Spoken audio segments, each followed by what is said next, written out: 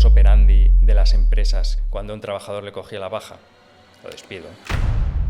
De cada 100 trabajadores que están malitos, 20 no lo están. Siempre es una afirmación políticamente incorrecta. Los trabajadores son los que realmente están más perjudicados en una relación laboral porque tienen una carga física, mental y de trabajo muy exigente, porque cada vez la patronal exige más. ¿Tú crees que es muy fácil conseguir una baja en España? Hoy vamos a hablar de derecho civil, laboral, seguridad social. Antonio Agustín Moles, del despacho Agustín Moles, Abogados de Cornellá.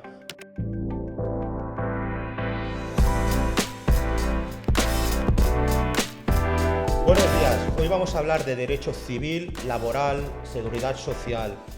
¿Con quién? Con un experto abogado, Antonio Agustín Moles, del despacho Agustín Moles, Abogados de Cornellá. Antonio, ¿cómo estás? ¿Qué tal, Blay? ¿Cómo estás? Gracias por invitarme. Gracias a ti por venir. Preséntate a nuestra audiencia para quien no te conozca. Mira, soy Antonio Agustín, soy abogado y regento un despacho de abogados en Cornellá de Llobregat. Actualmente en el despacho somos 6 abogados y unos 12 administrativos. Y nuestra función principal es gestionar y tramitar asuntos relacionados sobre todo con trabajadores, con lo que representa el derecho laboral, también el derecho de la seguridad social, y también gestionamos en abundancia reclamaciones de daños y perjuicios por accidentes. Todo tipo de accidentes, en cualquier vertiente, ya sea en la laboral, como accidentes de tráfico, que es la vertiente civil, como accidentes en el acerado público, que estamos relacionándonos con la administración pública, con lo cual ya la gestión se realiza en un juzgado que se llama contencioso administrativo. E incluso también gestionamos reclamaciones de negligencias médicas. Cuando ha habido una negligencia, una mala praxis en una asistencia sanitaria, reclamamos por los daños y perjuicios que se le producen a una persona. Básicamente, esto a grandes trazos es a lo que nos dedicamos. Vamos por pasos, ¿no? Porque has hablado de daños, de accidentes. Si nos concretamos accidentes de tráfico, ¿cómo se inicia una reclamación? ¿O qué tengo que hacer para que una reclamación vaya a buen puerto? Históricamente se iniciaba mediante una denuncia penal. Esto se despenalizó, los accidentes de tráfico ya no se pueden, sepa la gente que ya no puede ir a los Mossos como antes, hace años ya que no se gestiona así. Y actualmente tienes que iniciar un trámite de negociación con la compañía de seguros que supuestamente es la culpable, la que asegura el vehículo culpable. Ellos están obligados a realizar lo que se llama una oferta motivada donde tienen que fundamentar por qué ofrecen cierta cantidad o por qué desatienden esa reclamación y se inhiben alegando que no tienen responsabilidad. Una vez está realizada esa oferta motivada, el accidentado, a través de su abogado representante, tendrá que decidir si acepta esa indemnización propuesta o si hace una contraoferta a través de, sobre todo, se utilizan informes periciales médicos para contrarrestar las ofertas de las compañías de seguros, y en caso de desacuerdo de desavenencia, pues ya tendrían que solicitar el auxilio judicial mediante la correspondiente demanda judicial reclamando una cantidad indemnizatoria superior. Me imagino que la oferta motivada de las aseguradoras debe ser a la baja siempre. Habitualmente sí, porque normalmente quien gestiona los siniestros no es un abogado. Suelen ser tramitadores de las compañías de seguros. O sea, yo tengo mi seguro y es mi propio seguro el que reclama al otro seguro, ¿no? Sí, esto sí, si el accidentado, el que realmente tiene que ser resarcido, no se busca un abogado desde un primer momento, ya entre compañías intentan hacer un pequeño acercamiento, propuestas entre ellos, pero desde el primer momento que el accidentado, que supuestamente es el que tiene que ser indemnizado, se busca un abogado especialista y reclama a la compañía de seguros culpable, lo que yo venía a decir es que la compañía de seguros culpable no se lo pasa directamente al abogado, a su abogado, para que gestione, sino que es el tramitador de ese siniestro, que igual tiene 200 siniestros ese mes, gestiona esa reclamación y por defecto y antonomasia, ¿qué hace? Hace la mínima oferta posible dentro de los baremos que ellos habitualmente usan. Bueno, normalmente se dice coloquialmente, a ver si cuela, ¿no? Van por faena, tengo Sí. 200, a este, venga, me lo miro, a la baja. Y suelen hacer ofrecimientos muy irrisorios. ¿Qué ocurre? Que luego cuando les presentas ya una pericial médica con cara y ojos, con cierta fundamentación, con sustento probatorio, pues entonces el tramitador ya le da un poco más, se involucra un poco más, se vuelve más riguroso, se lo pasa a un médico que evalúe de una manera más fehaciente el alcance de las lesiones, incluso ya se lo pasa a un abogado y ahí siempre es mucho más fácil acercar posturas. Y en el peor de los casos, que no haya posibilidad de acuerdo, es cuando ya tienes que presentar la demanda judicial. O sea, de entrada, ¿tú recomendarías que alguien que tenga un accidente recurra a un abogado? Si es un accidente muy leve, circunstancial, que es pequeño latigado cervical, a ver, el abogado tampoco puede hacer maravillas. Al final, sí que es cierto que los abogados normalmente tenemos como un equipo de asesoramiento médico que generalmente también es el que se ocupa de la asistencia sanitaria en los accidentes de tráfico y siempre, si haces un seguimiento de ese procedimiento curativo, siempre se puede obtener informes médicos con más capacidad de luego poder acreditar un daño corporal. Si estás encima de esa gestión médica, el seguimiento reiterativo sobre rehabilitación, sobre posibles secuelas, sobre sintomatologías. Cuando los accidentados van a su hospital de referencia, les envían al departamento de tráfico del hospital de referencia, muchas veces los desatienden. En cambio, si utilizas el gestor médico que tienen los abogados, que también están adheridos a la gestión de tráfico, a los departamentos de tráfico, están homologados, siempre se involucran más, ¿no? Entonces, sí que es cierto que en cualquiera de los casos, con un abogado especialista, lo normal, y es por el trabajo bien hecho, no porque esté mejor o peor, sino porque estará mejor documentada la lesión que tenga esa persona. A todo el proceso lo seguís con mucha más cura, ¿no? Y marcando Exacto. todo, ¿no? Exacto. ¿Cuál es la sentencia más grande que has podido ganar en un accidente de tráfico? Un accidente de tráfico, bueno, para empezar, así para ponernos un poco en el escenario, el accidente de tráfico está regido por una ley que tiene un baremo y que establece, según el tiempo de curación que haya requerido esa persona y las secuelas y ciertos factores que además coadyugan a solicitar una indemnización superior, como el factor corrector por lucro cesante, el factor corrector por daño moral. Hay ciertos factores correctores que van incrementando la indemnización. Entonces, ¿qué ocurre? Que más allá del tiempo de curación, más allá de las secuelas, estos factores de corrección pueden llegar a incrementar muchísimo el alcance de la indemnización. ¿Por qué? Porque si a un trabajador tiene un accidente de tráfico o uno de trabajo, porque al final este baremo que se utiliza para los accidentes de tráfico se extrapola a todos los accidentes, porque no hay más baremos. ¿Qué ocurre? Que ya por defecto los abogados y los jueces se amparan en ese baremo, que es el único que nos da un marco legal más o menos estructurado para poder determinar el alcance de las lesiones, ¿no? ¿Y a qué venía esto? En cuanto a tu pregunta de cuál es la indemnización más grande, claro, una vez a un trabajador que tuvo un accidente de tráfico, bueno, un trabajador que además trabajaba, pues a raíz de ese accidente de tráfico le dieron una incapacidad permanente. Vale. Y además no era... Porque era su profesión, era conducir. No, pero era una incapacidad permanente absoluta, además. O sea, que le provocó una hipofunción, que es un vestibular, que es una patología a nivel del sistema nervioso central que afecta al vértigo, afecta a la inestabilidad. Fue un látigo cervical bastante potente y además le dieron la absoluta, que quiere decir que no podía desempeñar ningún tipo de trabajo ni oficio. Claro, ese factor corrector incrementó muchísimo. El factor corrector de la incapacidad permanente incrementó muchísimo la indemnización. Entonces ya te estás yendo a indemnizaciones de 300.000 euros. Incluso también tenemos a un trabajador que pobre, voy a dar detalles, pero que también le dieron a raíz de, este ya fue a raíz de un accidente de trabajo. Como se aplica el mismo baremo, pues se aplican las mismas correcciones. A este le dieron la gran invalidez. Esto lo que significa es que ni siquiera se podía valer por sí mismo. O sea, no solo no podía trabajar, Wow. sino que además necesitaba una tercera persona Apoyo. para que le ayudase en las tareas de la vida cotidiana. Con la gran invalidez, claro, la indemnización no recuerdo, pero creo que rondaba, si no recuerdo mal, no llegaba a los 500.000 euros, pero una barbaridad. Son casos bastante excepcionales, por suerte, pero los accidentes no deberían redundar en lesiones tan graves, ¿no?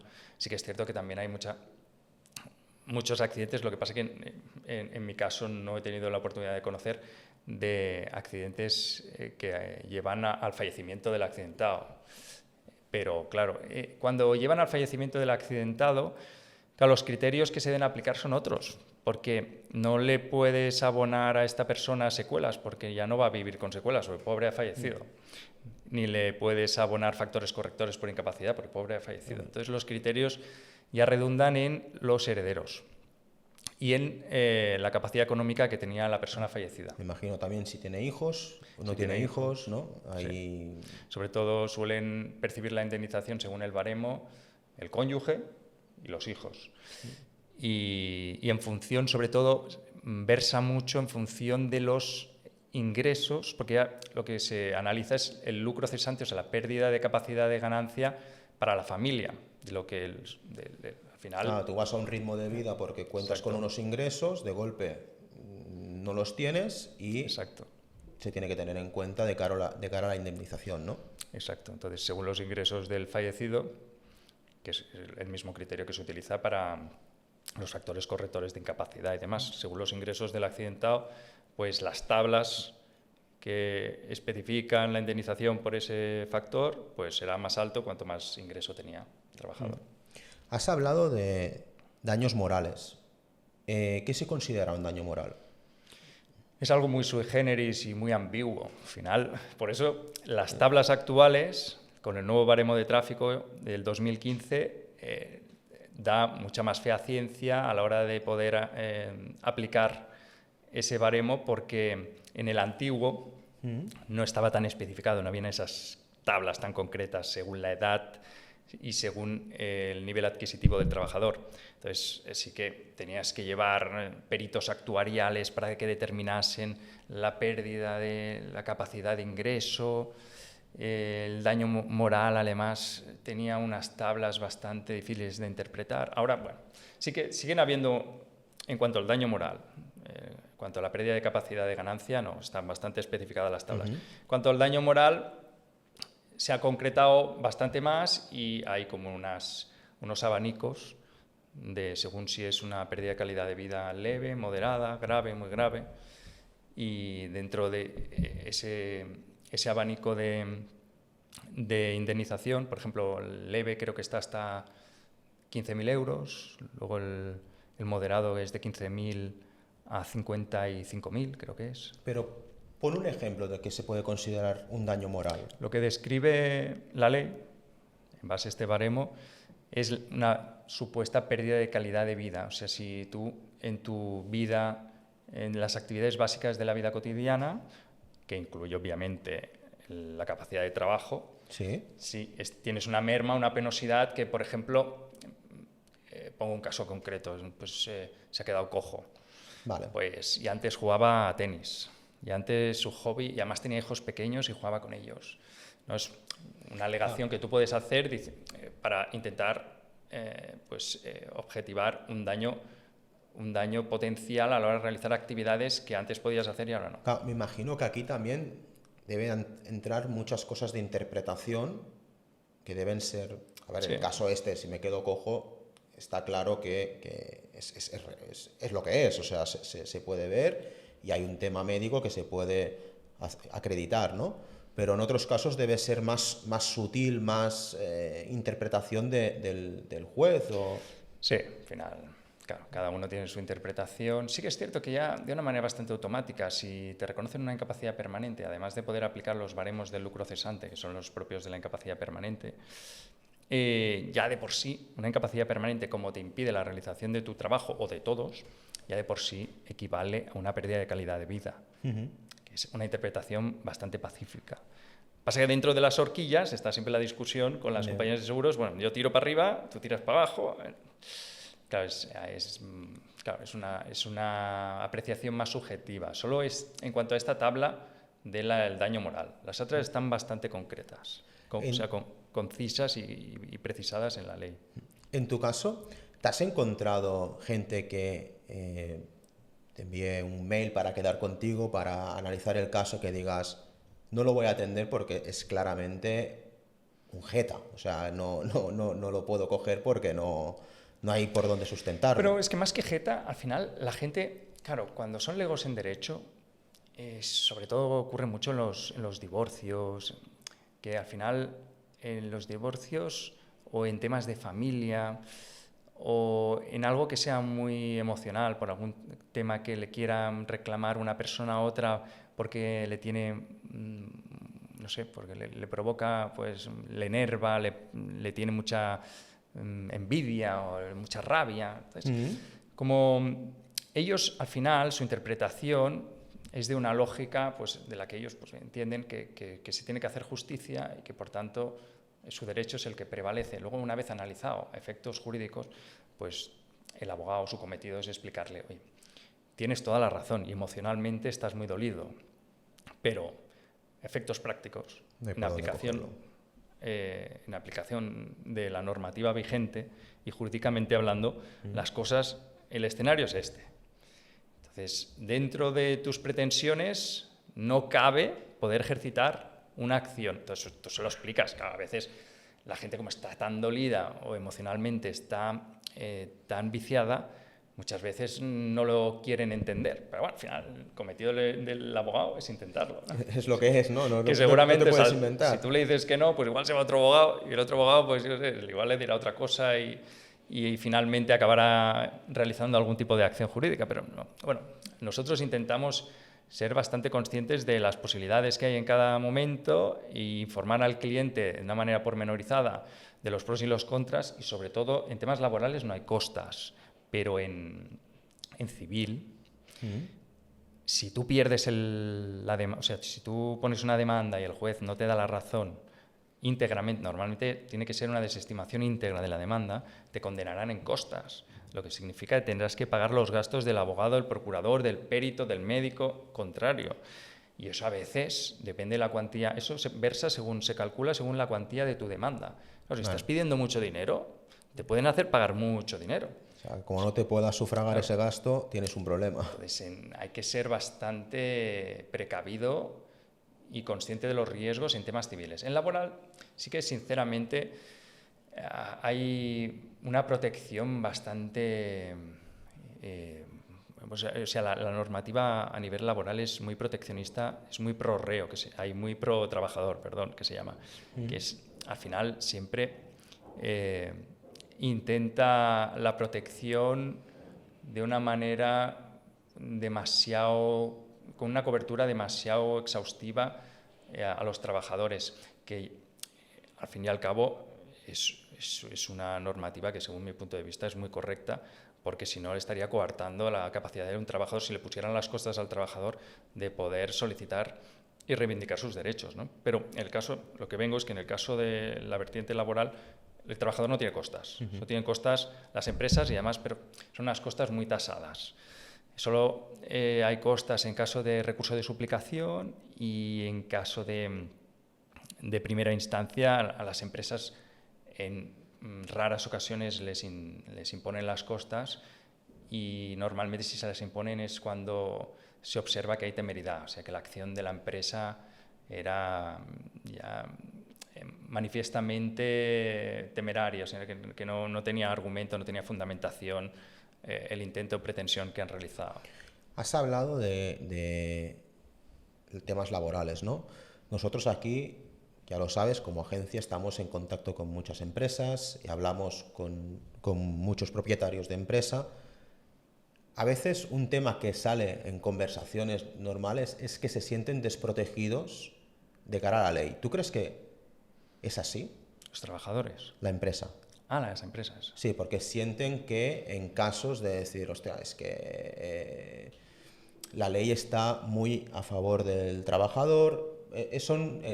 Hay casos concretos, ¿no?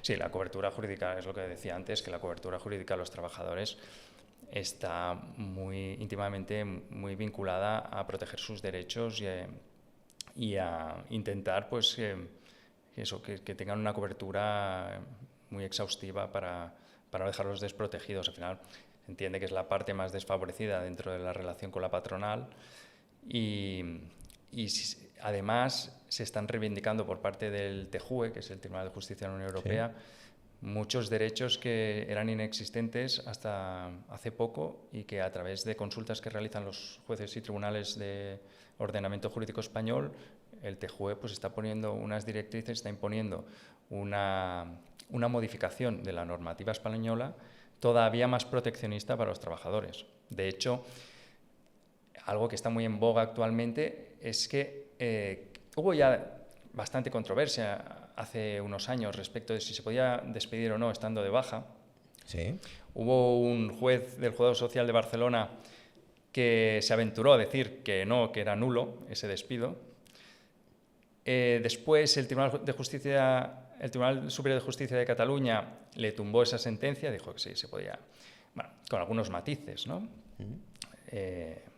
Hizo, pues, esa sentencia la revocó y con algunos matices, pues, puso una serie de requisitos que eran con una interpretación bastante ambigua de si se podía o no se podía despedir de baja. Pero es que ahora el Tribunal Superior de Justicia de la Unión Europea ha dicho que el Tribunal de Justicia de la Unión Europea ha dicho que si se despide de baja, esto además se ha cristalizado con normativa española, con la ley de igualdad y no discriminación, ahora se establece que no se puede echar estando de baja.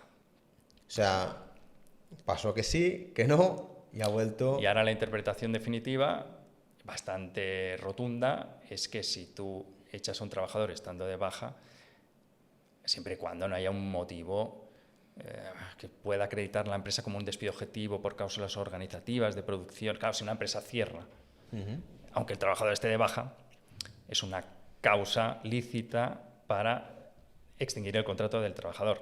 Pero si el trabajador está de baja y le llega una carta de despido disciplinario de lo que hiciste hace 2 meses cuando aún no estabas de baja, básicamente sin una fundamentación crítica que sea acorde a la legalidad, eso es nulo como la copa de un pino. O sea, la empresa tendrá que...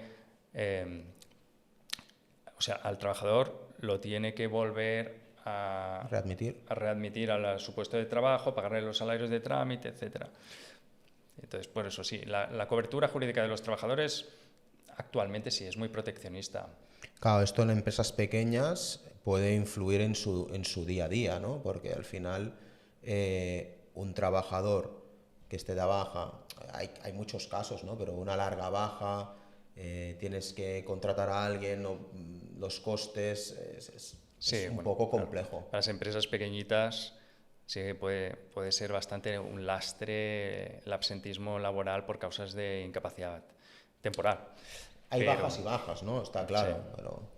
Sí. Pero al final, claro, es un derecho, el derecho a la salud reivindicado por la Constitución, y por eso con esta nueva normativa de igualdad y no discriminación, pues lo que se intenta es que también tiene cierta lógica, porque claro, cuál era el modus operandi de las empresas que yo me había encontrado en infinidad de veces cuando un trabajador le cogía la baja, lo despido, lleva poco tiempo, lo despido, le pago lo que le toca y además lo despido con una carta de despido sin fundamentar, la típica, una estereotipada de falta de rendimiento.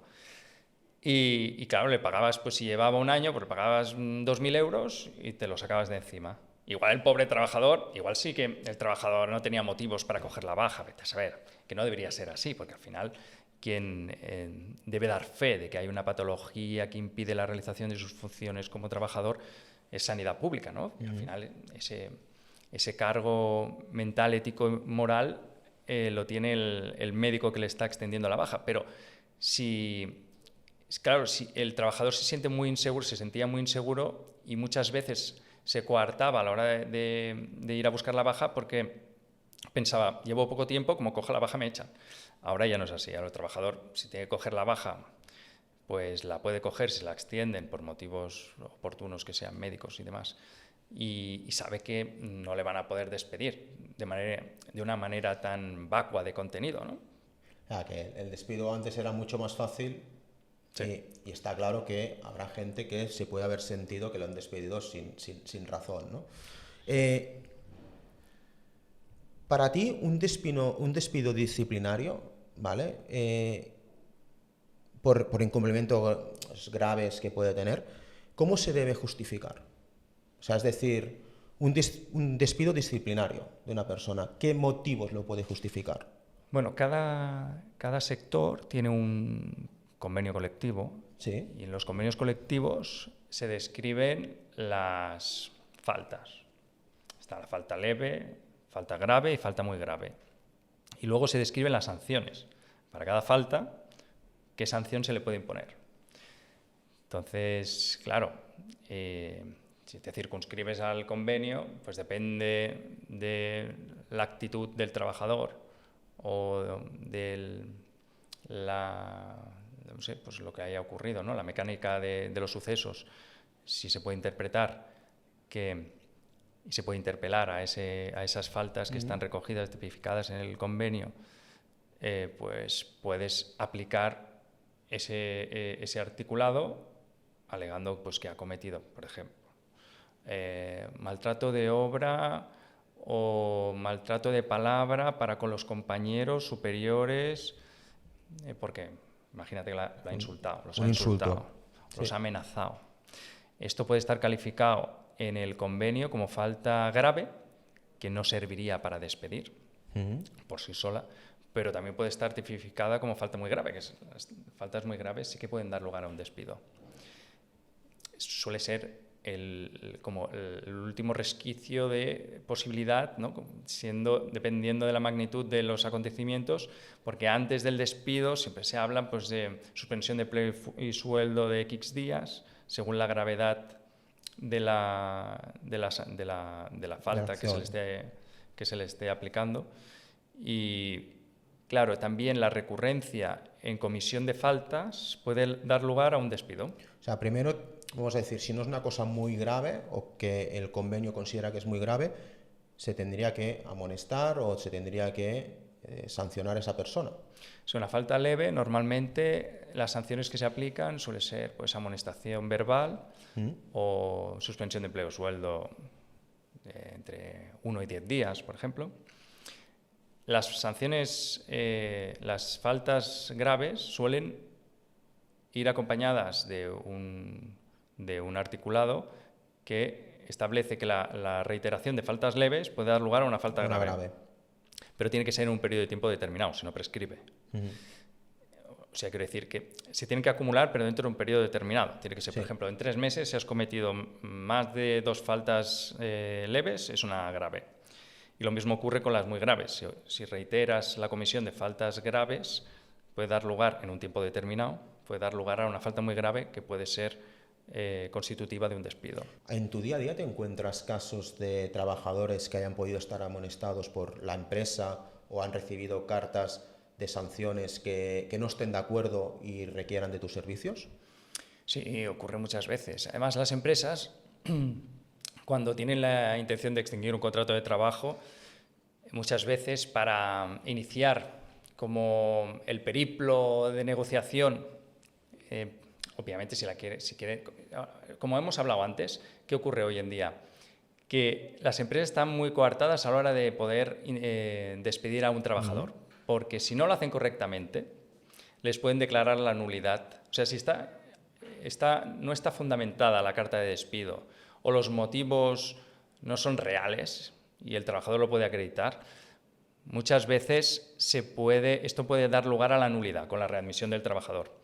Entonces, como ahora las empresas saben que este marco jurídico es muy proteccionista para el trabajador, en cualquier momento pueden pedir la nulidad, nos estamos encontrando en muchas ocasiones que las empresas reiteran amonestaciones y imponen sanciones para que el trabajador se busque, esto me ha pasado y realmente últimamente está ocurriendo un montón, para que el trabajador se busque un abogado y entonces se pone en contacto con el abogado, oye, me has puesto una demanda impugnando la sanción, ¿qué te parece si llegamos a un acuerdo y extinguimos el contrato de trabajo del trabajador? Vamos a ver cómo lo podemos hacer, ¿no? Ya. Este marco jurídico tan proteccionista para el trabajador, repito, está impidiendo que las empresas sigan el modus operandi anterior. Esto es a raíz de la normativa esta que te comentaba de igualdad y no discriminación. ¿Qué ocurre? Que ahora las empresas, si están bien asesoradas, saben que si despiden al trabajador con las cartas estereotipadas típicas que hacían anteriormente, que ellos decían, sí, reconozco la improcedencia, falta de rendimiento, reconozco la improcedencia, te pago lo que te toca y fuera. Ya no lo pueden hacer. Porque se puede readmitir y tienes un problema como empresa. Pues... Claro, como el trabajador diga, uy, pues no, pues yo no me quiero ir con lo que me toca, yo quiero volver a mi puesto de trabajo.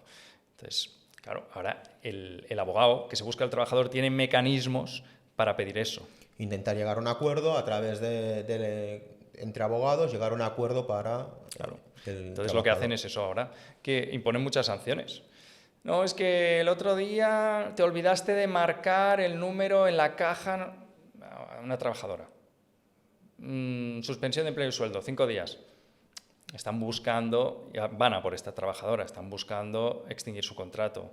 Ya empiezan como a amonestarla, la obligan a la trabajadora a que se busque un asesor laboral, un abogado, que además impugnará esa sanción y ya los abogados obviamente inician pues, un contacto, tienen un interlocutor válido para hacer una propuesta de extinción de contrato, ¿no?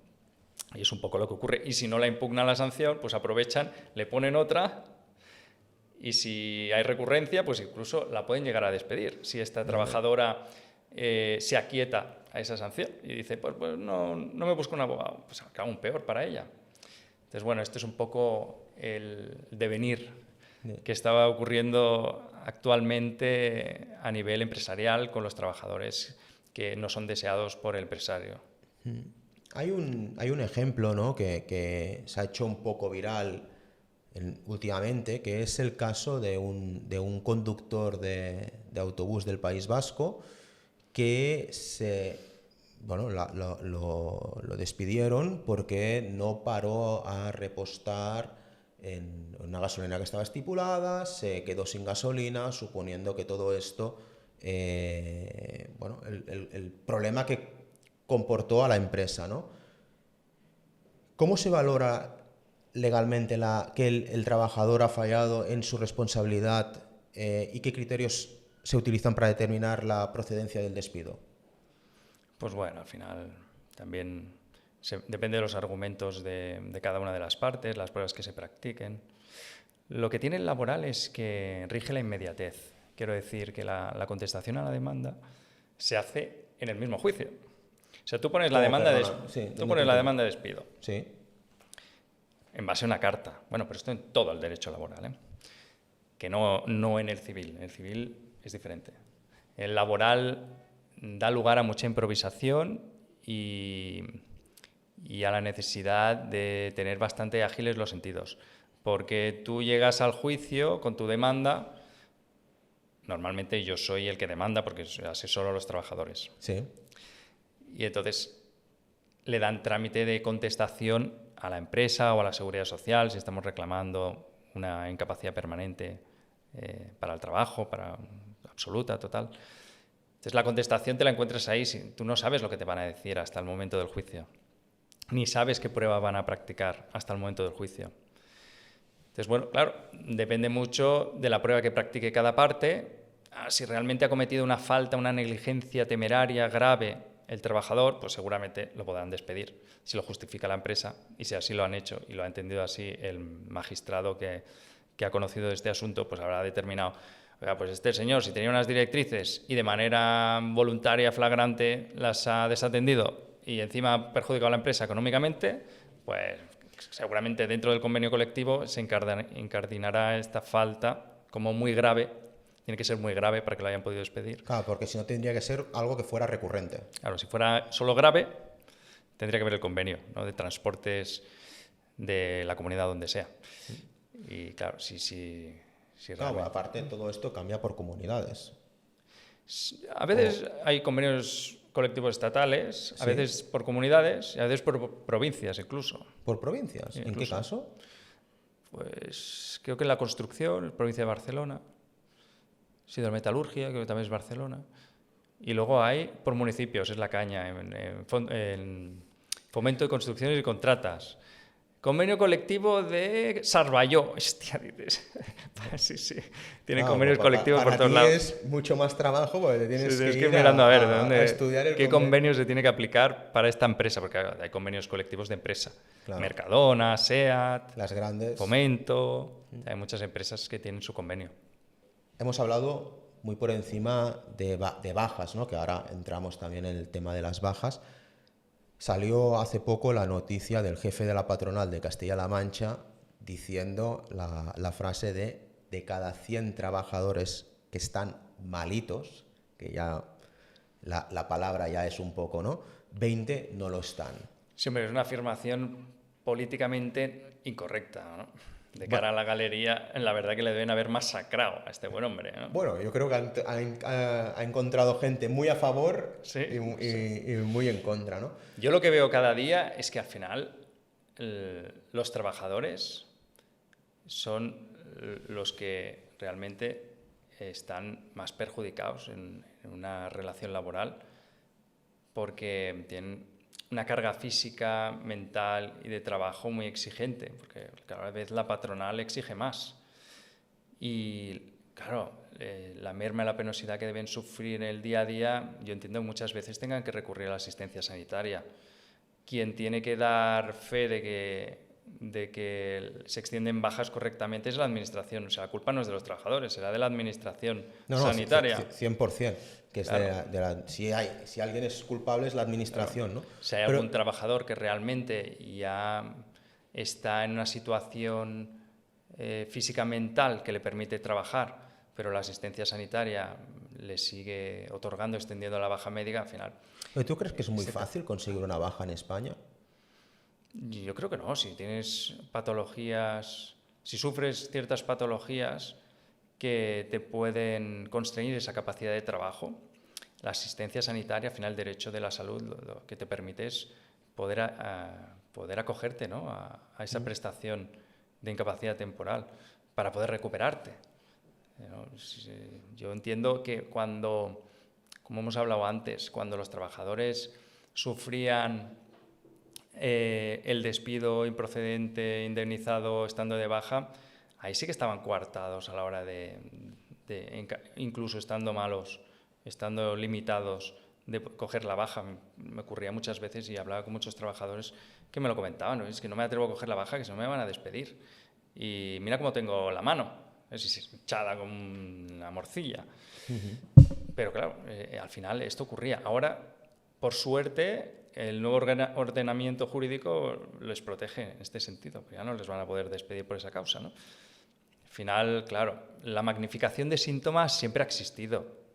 Entiendo que en todos los ordenamientos jurídicos, pero al final quien tiene que dar fe de que hay una limitación para poder trabajar es la administración sanitaria.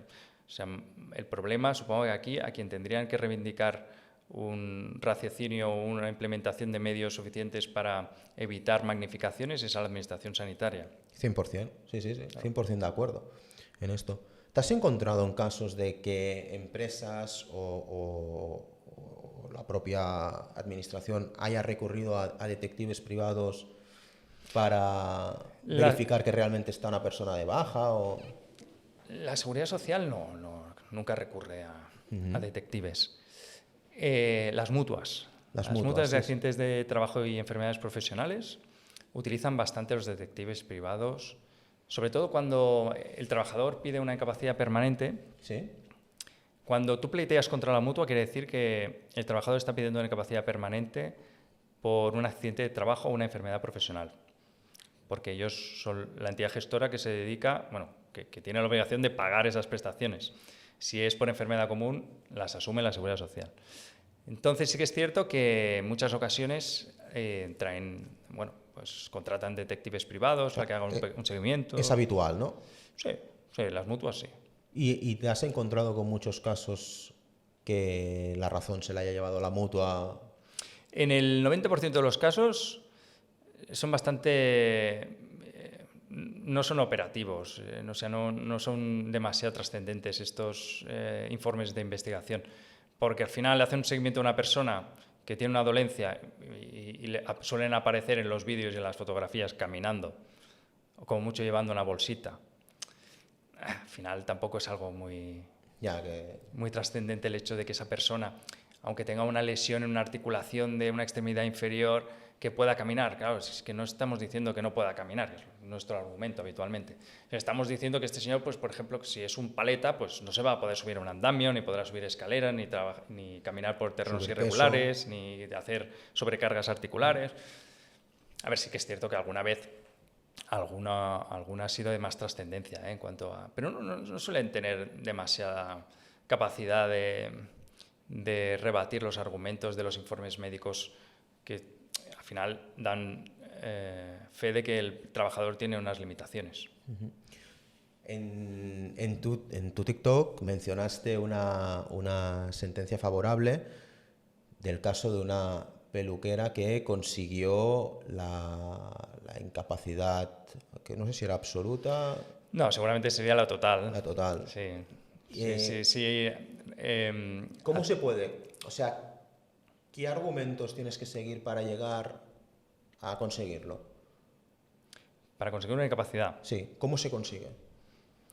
Normalmente, hace muchos años era mucho más fácil, por lesiones más leves y menos insidiosas se sacaban incapacidades. Supongo que también había menos litigiosidad. Ahora los jueces pobres se encuentran con una magnitud de casos, y no sé si es de quién será la culpa, de la Administración de Justicia, quien lo tenga mal organizado, pero yo con algún juez que tengo más confianza me explican la magnitud de asuntos que tienen con los que tienen que lidiar, dilucidar y además en muchos casos tienen que dictar sentencia, y la verdad es que la carga de trabajo es súper excesiva y aún así les recriminan que no hacen su trabajo. Yo siempre, según mi criterio como jurista y abogado procesalista que estoy ahí cada día, la verdad que la labor que hacen es excelsa, es una labor muy, además es truculenta, porque al final cada día tienen que lidiar con miles de asuntos y miles de reivindicaciones, y la carga que eso conlleva a nivel intelectual pues va haciendo mella, porque ellos no pueden desconectar, tienen pues 3.000 asuntos al año o incluso más, y los tienen que sustanciar, tienen que conseguir una resolución, ya sea favorable o desfavorable. Un abogado al final, si tiene una carga de trabajo excesiva, pues puede siempre decir, oiga, pues no voy a coger más casos este mes porque voy desbordado. Bueno, los jueces no. En su caso no, claro.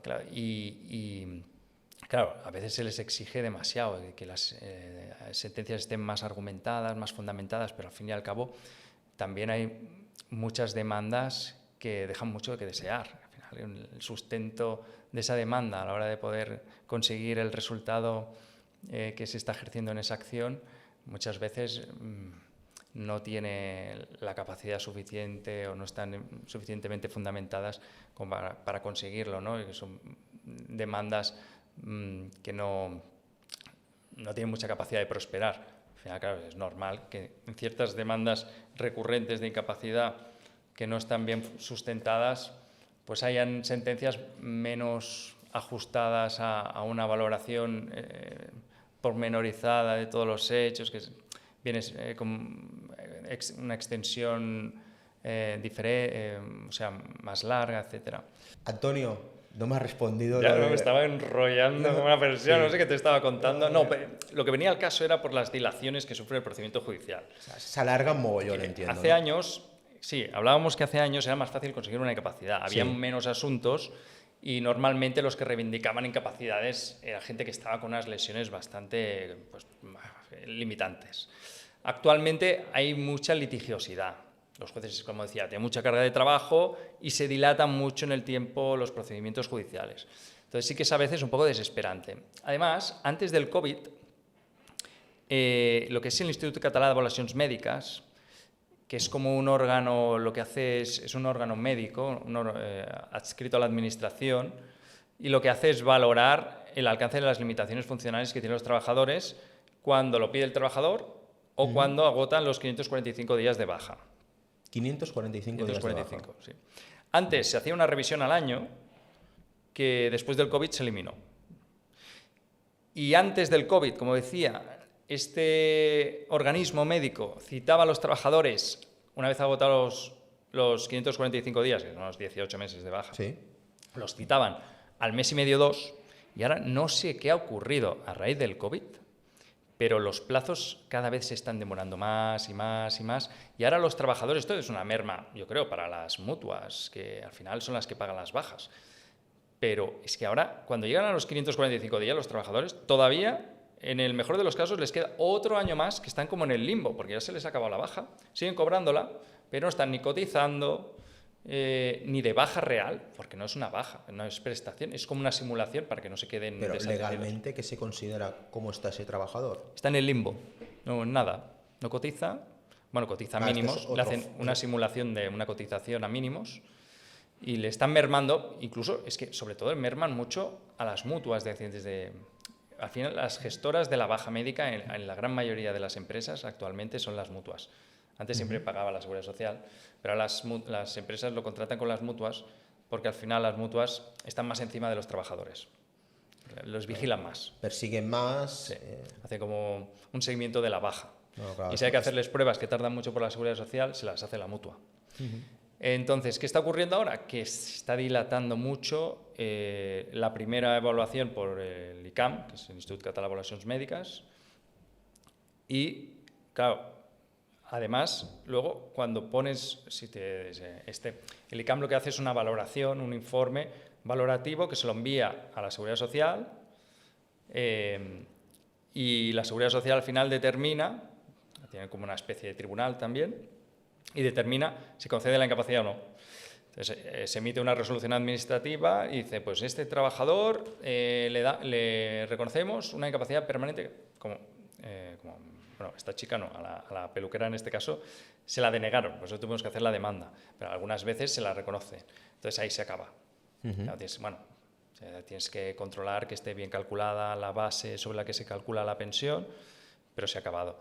Si te lo deniegan, lo que tienes que hacer es recurrir esa resolución administrativa, que se llama, el primer recurso es una reclamación administrativa previa, y una vez desestimada se interpone la demanda judicial. Lo que venía a colación, el tema de la alta litigiosidad que hay ahora y el volumen de trabajo que tienen los jueces, los magistrados de lo social, es que, claro, cada vez los señalamientos de los juicios tardan más. ¿Cuánto puede durar el proceso? Claro, entre la dilación... Si se alarga del todo, ¿eh? Entre la dilación del primer paso, de la evaluación médica, y la demanda que normalmente el señalamiento están poniendo, en el mejor de los casos, un año vista, te puedes ir a 2 años fácil, como mínimo. Y durante este proceso representa que la persona, si no puede estar de baja más de 545 días, entra en ese limbo que... Bueno, cuando te deniegan la incapacidad, esa denegación equivale al alta. Entonces, los trabajadores tienen que saber que siempre se suscita una duda, y es otro problema que estamos encontrando ahora con la Seguridad Social. Siempre hablo de Barcelona, la provincia de Barcelona, porque Tarragona a veces hay alguna vicisitud que es diferente, pero en Barcelona la resolución que deniega la incapacidad después de los 545 días de la incapacidad, de la baja, equivale al alta, pero muchas veces no lo pone en la carta. Entonces hay trabajadores que se quedan con la carta como diciendo, bueno, sigo de baja. Ojo, porque entonces cuando se dan cuenta que ya no cobran la baja, es cuando ya corriendo van a la empresa, pero ese periodo ya no lo pueden reclamar, porque sí que la empresa no les puede despedir, aunque no se hayan reincorporado, porque tampoco no es culpa del trabajador, porque nadie le ha dicho de una manera literal, oye, está de baja. Pero claro, si se dan cuenta al mes y medio, pues un mes y medio que no van a cobrar, hasta que no le piden la reincorporación a la empresa. Entonces han de saber eso, que cuando reciben esa carta, si es denegatoria, equivale a un alta. Claro, y reincorporarte a una empresa si realmente estoy en un proceso de, bueno, que me duele algo, que me impide trabajar o hacer bien mi trabajo, también es complicado. Sí, entonces ahora las empresas lo que tienen que hacer, que también es obligatorio por vigilancia de la salud, de la Ley de Prevención de Riesgos Laborales, es cuando vuelven de una baja larga, los trabajadores tienen que pasar por su departamento. Normalmente son departamentos externos que contratan con otras empresas. Muchas veces estos departamentos están vinculados a la mutua de accidentes, ¿no? Como por ejemplo FREMAP, pues no, Asepello, por ejemplo, tiene ASPI, FREMAP ahora no recuerdo, ¿no? Tienen su empresa vinculada, dedicada a la valoración de salud laboral y prevención de riesgos laborales. Entonces, las empresas están obligadas a pasar a los trabajadores con bajas de larga duración que les dan el alta, tienen que pasar por este departamento. Este departamento determinará la aptitud laboral del trabajador y nos dirá, pues mire, este trabajador es apto con restricciones, no puede coger peso de más de 3 kilos, no puede estar de pie más de media hora, tiene que hacer descansos de 5 minutos. Y entonces la empresa, su obligación es adaptar el puesto de trabajo a esa persona en base a las limitaciones que objetiva. Pero aquí si vamos a casos, por ejemplo, un conductor de autobuses, bueno, el caso de la peluquera, ¿no? La peluquera, si su trabajo es cortar el pelo, en una peluquería difícilmente se puede, ¿no? Claro, bueno, salud laboral a veces pues, pone objeciones a que pueda desarrollar sus funciones y le dice que no es apto. Entonces el empresario tiene que o adaptarle un puesto de trabajo que no tenga nada que ver, pero manteniendo las condiciones salariales y laborales y de horario y de todo. Por ejemplo, pues una peluquera, imagínate una cadena de peluquerías potente o una peluquería que funciona muy bien, pues igual ponen a esta chica de cajera, ¿no? Y le ofrecen ese puesto. Eso sería lo óptimo, lo legítimo. Y si no, en el peor de los casos, si es una peluquería que solo tiene dos peluqueras, sí, que no da para más, pues tendría que despedir a la trabajadora por lo que se llama, es una causa objetiva. No es lo mismo, no tiene un poco, se difiere un poco de los requisitos del despido objetivo típico por causas organizativas, productivas y económicas, pero también es un tipo de despido objetivo que se llama por ineptitud sobrevenida. Quiere decir que si el trabajador no es apto para su puesto de trabajo y no se le puede reubicar en ningún sitio, el empresario le puede despedir pagándole 20 días por año trabajado, con un máximo de 12 mensualidades. Al principio también hablabas que una de las cosas que hacéis son las negligencias médicas. Sí, sí, es otra vertiente de la reclamación de daños. Reclamas por los daños producidos en una actuación que nosotros entendemos que se ha producido debido a una mala praxis médica, ¿no? También se habla... ¿Podrías poner un ejemplo? A ver, malas praxis médicas como tales es muy difícil que te encuentres. Lo que es una culpa de una negligencia grave es difícil porque no suele ocurrir. Lo que ocurre son que negligencias simples, o lo que se llama iatrogenia, que a veces cortan donde no deben cortar, se corta un nervio que no tocaba. A veces pues, se hace una perforación, una fístula en el intestino que no tocaba, ¿no? Porque al final las intervenciones quirúrgicas no dejan de tener pues, ciertos riesgos, ¿no? Entonces aquí lo que se suele reivindicar es lo que se llama una pérdida de oportunidad o un daño desproporcionado.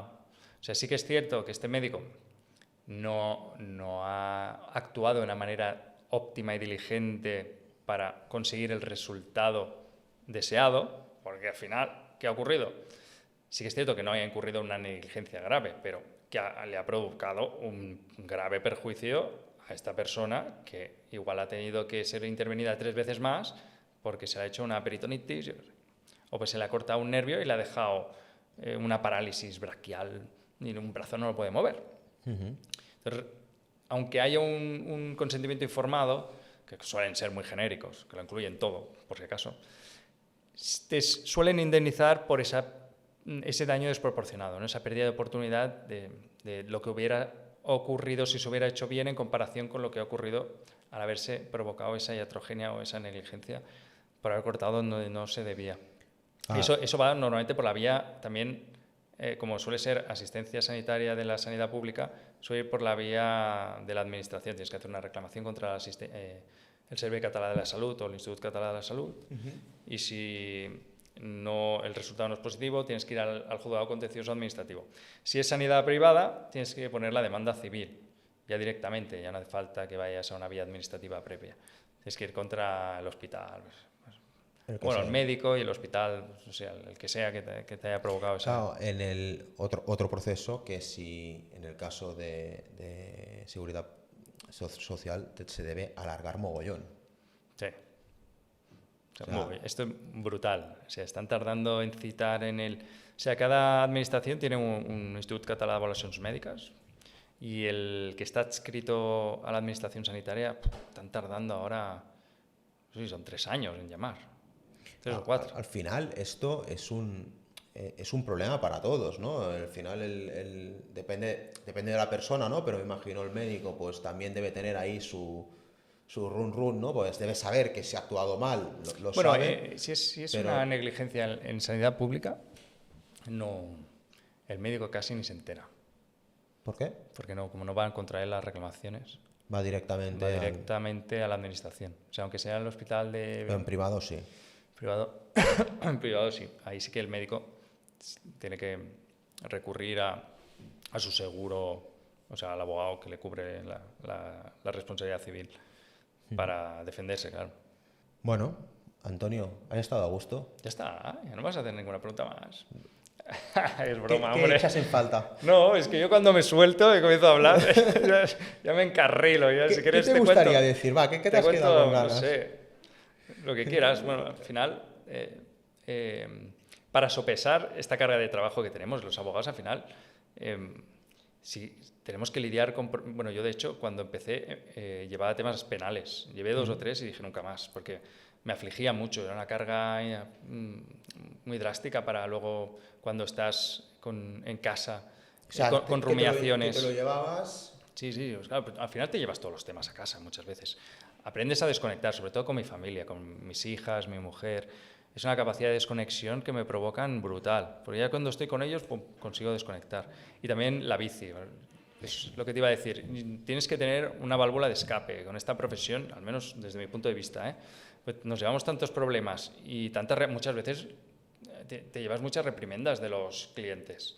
Yeah. Porque al final, claro, los clientes tienen unos objetivos, quieren un resultado y no siempre se puede conseguir, ¿no? Pero, ¿tú crees que, o sea, la carga emocional es mayor en civil que no en lo que estás haciendo ahora? No, en penal. En penal, perdona, sí. En penal sí, a mí me costó mucho. O sea, me costaba mucho porque recuerdo un tema que, no sé, al final se ganó, pero como se podía haber perdido, de un cliente que tenía que le dio un puñetazo a otro y le dejó ciego de un ojo. Y al final... Es que es claro, ¿no? Y al final le absolvieron. Bueno, presuntamente le había dado un puñetazo, ¿no? En una contienda. Y al final la absolvieron porque no se acreditó que le hubiera dado ese puñetazo a esa persona.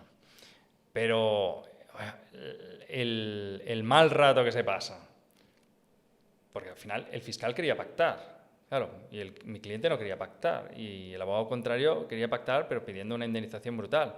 Mi cliente decía que no iba a pagar porque no había hecho nada. Al final se celebró el juicio. Claro, si llegamos a perder, a ese cliente quizás lo hubieran metido a la cárcel. Yeah. Pues claro, son lesiones graves, dejar ciego a una persona. Finalmente salió bien, pero podría haber salido mal. La presión que te llevas... Sí, claro, la tensión que te provoca, el malestar, el agobio, el desazón, ¿no? Decir, ¿y si sale mal? ¿Y si lo meten en la cárcel? Y te vas a casa. Quizás ahora, a estas alturas, cuando ya tengo más de 20 años de experiencia, quizás lo sopesaría de otra manera, ¿eh? Porque al final ahora tengo mucho más volumen de casos, tengo que lidiar con muchos más asuntos, dilucidar muchos más temas, con muchos más clientes con reivindicaciones, y quizás ahora lo sopesaría mejor, pero bueno, ya decidí que penal no me metía. Antonio, tú hablabas ahora de un desgaste que tenéis mental. Me imagino que en tu caso, compañeros, habéis podido vivir situaciones complejas, ¿no? Que os lleváis a casa y tal. ¿Conoces casos de compañeros que hayan podido coger una baja por temas de salud mental? No, yo personalmente no conozco ningún caso particular. No, la verdad que todos los compañeros que conozco suelen ser gente muy comprometida. Sí que algún compañero, en alguna ocasión, sí, de manera así circunstancial, ha dejado de pleitear. Quizás pues no se sentía cómodo, luego no sé cuál ha sido la evolución dentro de su carrera profesional, pero claro, a la que dejan de pleitear y no los encuentro en el juzgado, pues ya no sigo tan íntimamente la relación. Y sí que hay muchos que, bueno, pues por voluntad propia, pues deciden, pues yo me dedico más a otros temas que no están tan conectados con la necesidad de venir aquí al juzgado y pues tener que estar en un juicio, ¿no? De intervenir en el juicio. Pero ¿crees que actualmente puede haber... hay muchas bajas de salud mental, ¿no? Esto es una realidad, ¿no? Que hay muchas... ¿Que puede haber un abuso? Sí, pero está muy constreñido el abuso muchas ocasiones sí que pueden haber algún tipo de baja que del lugar a raíz de un ataque de ansiedad, por ejemplo, de una situación de estrés postraumático dentro del trabajo o en la vida familiar personal. Pero están muy controladas. Son el típico de típicas bajas que enseguida se controlan a través de las mutuas laborales, que son las que hacen el seguimiento y el control de las bajas y que las pagan, porque lo que hacen es, obviamente ellas no pueden dar el alta, pero derivan al trabajador al Institut Català d'Avaluacions Mèdiques para que valore si esa baja es real, o sea, es limitante o no, más que real, porque siempre hay alguna circunstancia que haya provocado la baja. Pero si sigue siendo limitante o no. Y suelen hacer estos controles en este tipo de bajas que vienen precedidas de ataques de ansiedad, algún problema psiquiátrico, son bajas que a los 2 meses o así acaban siendo controladas y en muchas ocasiones se les extiende en el alta. Esto suele ocurrir en gente que no tiene antecedentes psiquiátricos. Una persona con unos antecedentes psiquiátricos recurrentes, de larga evolución, que coge la baja por un problema de ansiedad y depresión, normalmente el ICAM no le da el alta. Estas restricciones ocurren sobre todo en gente que pues, ha tenido una circunstancia personal o laboral que le ha provocado una crisis existencial, que ha tenido que coger la baja y no les permiten que estas bajas sin antecedentes psiquiátricos se extiendan demasiado. Esto es bastante habitual. Claro, que tú has hablado del término limitante para la realización del laboral, ¿no? Exacto. Claro, esto, volvemos a lo mismo, es un poco no es objetivo, o sea, es bastante subjetivo, ¿no? En temas psiquiátricos, claro, al final el tema psiquiátrico es muy subjetivo, porque normalmente la sintomatología te la refiere el paciente. No es lo mismo, hay problemas psiquiátricos que son más graves. Hay problemas psiquiátricos, bueno, hay gente que es esquizofrénica, hay gente que tiene ataques de pánico recurrentes, son objetivables, ¿no? Tiene que ir de urgencias cada 2x3, claro. Poner la pastilla de tranquilizante. Hay gente con psicosis, pero lo que es la depresión pura y dura o la ansiedad del día a día, ¿no? Lo que hablan algunos psiquiatras, la ansiedad del día a día, ¿no? Que provoca pues el taraná de la evolución de tu día a día, que te da pues estos pequeños conflictos, microconflictos que te van generando ansiedad y que producen que en algún momento pues exasperes y no puedas más. Pues claro, estas patologías del día a día pues están más controladas. Ya no es una patología tan endógena, es una patología exógena, liviana, ¿no? Pues esto. Me lo he dejado con el novio, ataque de ansiedad, cojo la baja, pero te van a controlar en estas circunstancias. Sí. O me he enfadado con una compañía de trabajo, me ha mandado a cagar y me he sentido fatal, me he sentido hostigada. Pues te darán la baja, pero no te la aguantarán mucho. Yo también creo que, no sé, tú lo sabes mucho mejor, ¿no? Que debe haber un abuso de ciertos términos, ¿no? A veces, ¿no? El moving. ¿no? Es decir, ostras, ¿qué es realmente? Bueno, ahora está muy acotado, ¿eh? Este tema. Me refiero a que hay como un procedimiento que ha evolucionado mucho hasta el día de hoy, con unas exigencias bastante potentes a las empresas, de cuando hay un conflicto laboral, tienen que seguir un protocolo muy estricto. Con lo cual, si ese protocolo se sigue, todos los parámetros se cumplen de manera correcta, se puede determinar si ha habido moving o no, porque se tiene que hacer una serie de... O sea, se tiene que poner en manos, cuando hay un indicio de conflicto laboral, se tiene que poner en manos del Departamento de Gestión de Prevención de Riesgos Laborales y Gestión de Conflictos, que tiene que hacer entrevistas, tiene que valorar la versión de uno, la versión del otro, y tomar una medida, implementar una medida urgente. Si hay un jefe y una trabajadora que se llevan mal, pues intentar pues cada uno ponerlo en un sitio diferente que no pueda haber ningún contacto. En su día a día no... Exacto. Cuando esto redunda en una reclamación por daños y perjuicios y unos problemas que pueden ocasionar además padecimientos para la salud del trabajador, cuando la empresa no cumple esos requisitos. Pero si los cumple, en teoría, no tiene que evolucionar ese conflicto, porque lo acabas en el minuto 1. Cada vez las empresas, como están siendo víctimas, están siendo objeto de muchas multas. Te ha salido, ¿eh? La parte empresarial. No, víctimas de la administración. Sí. Al final, las multas, claro, se las pone la administración. El Departamento de Trabajo, ¿no? Dice, la Inspección de Trabajo, dice, no cumples estos protocolos, multa al canto.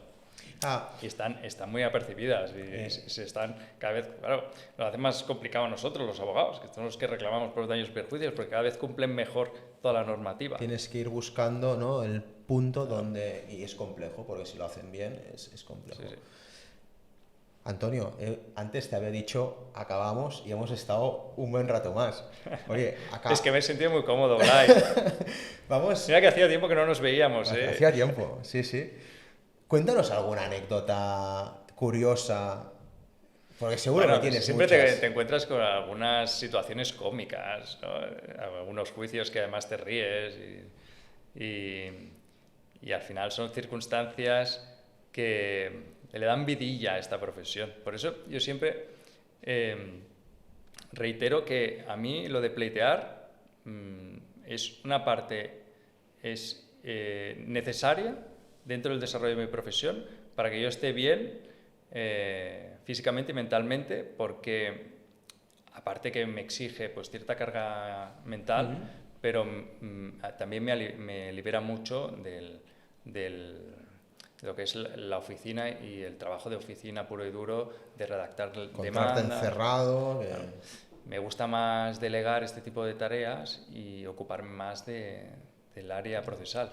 Al cos a cos. Sí. Entonces, en algunos juicios incluso hasta te diviertes y todo, ¿no? Porque hay anécdotas pues, de lo más variopintas que no puedo contar porque son de trabajadores pues, que en algún momento pues, han tenido algún desliz o no me han contado algo y luego te encuentras con una chapuza en el juicio que dices, ostras, esto no me lo habías dicho. O lo que hablamos antes de los detectives privados, ¿no? Sí.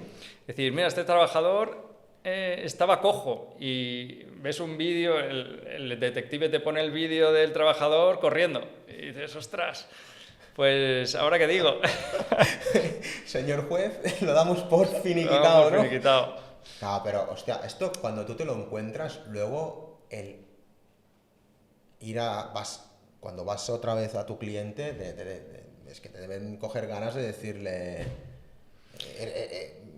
Bueno, al final, pues oye, pues en este caso... ¿A qué juegas? Claro, nosotros habitualmente desconocemos que haya podido haber una magnificación, porque lo que mandan son los informes médicos. Si los informes médicos, esta persona tenía una patología bastante insidiosa que le impedía pues la deambulación prolongada. Sin embargo, pues igual por su fisiología, pues creo que era un trabajador que tenía un SUDE, que es como una descalcificación de una articulación a raíz de una fractura y demás, pero el tío pues había ido al gimnasio, se había puesto fuerte y podía correr.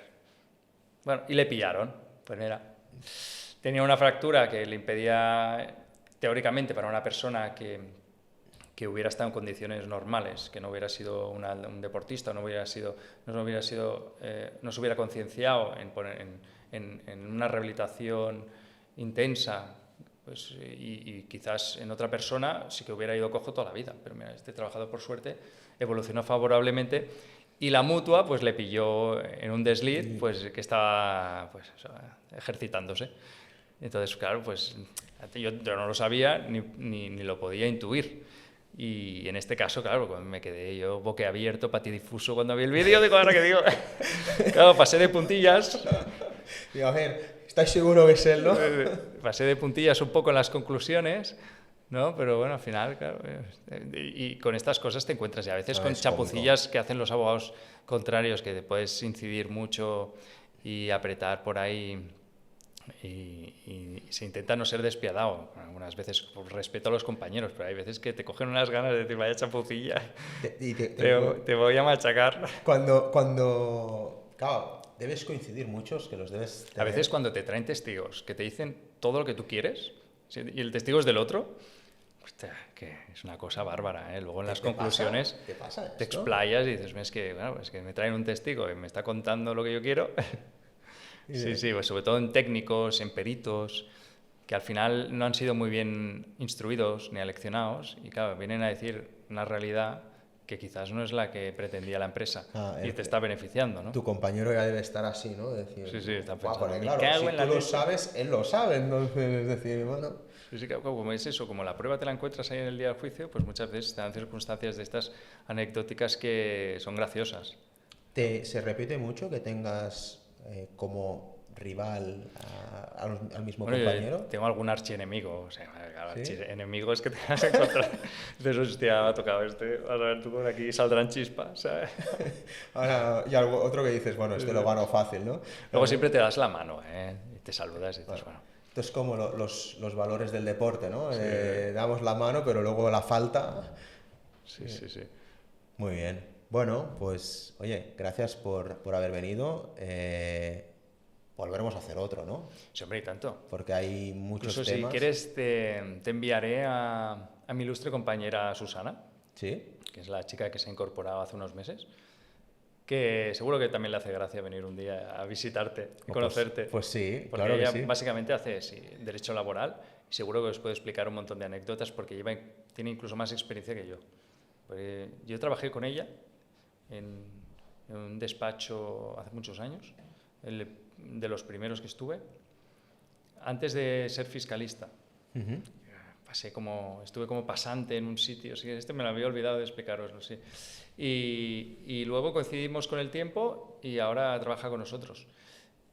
¿Cuánto tiempo lleva? Pues ahora debe llevar 4 meses.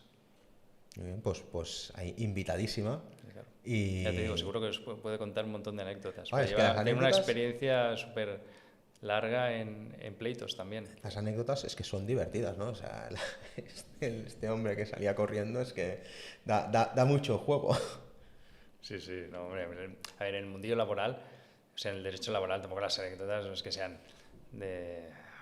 para explicarse y para reírse. Supongo que en otras vertientes del derecho deben ser más simpáticas, incluso como en el derecho penal se debe encontrar cada cosa, y en derecho de familia, que yo me dedico al derecho de familia, pero normalmente los juicios los hace la compañera que ahora está de baja por maternidad, y ahí sí que las anécdotas son bastante más picantes. Pero claro, hay veces que en medio del juicio comienzan a decir de todo. Claro, las partes están en una situación muy tensa, porque están divorciando y están en una situación muy desarraigada, y a veces, claro, tienen que sacar los alguaciles porque comienzan a insultarse en medio del juicio, ¿no? Imagino la cara del juez. Y a veces los familiares de los que están pleiteando, ¿no? De los que se van a separar o quieren la guardia y custodia del hijo y tal. Vienen familiares que, claro, como público pueden entrar en la sala. A veces también los tienen que echar. Porque...